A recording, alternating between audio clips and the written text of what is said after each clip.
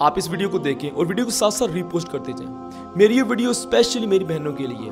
अगर कोई भाई देख रहा है तो वीडियो को स्किप करके जा सकता है। देखो, जब भी आप बाजार से चूड़ियां खरीदने जाएं तो एक लम्हे के लिए रुकें और सोचें, क्या वाकई ही आपको अपने हाथ किसी गैर मर्द के हाथ में देने की जरूरत है। देखो, ये कोई बेहतियाती नहीं बल्कि आजकल ये मामूल सा बन चुका हुआ है।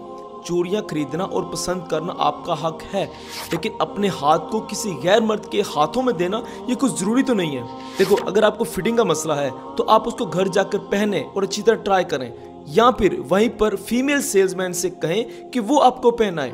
लेकिन कभी भी अपने हाथ को किसी गैर मर्द के हाथ में देना ये बिल्कुल गैर जरूरी और गैर मुनासिब है। जरूरी तो नहीं है कि औरत की इज्जत पर्दे और सिर्फ कपड़े में हो, बल्कि एहतियात में भी उसकी इज्जत होती है।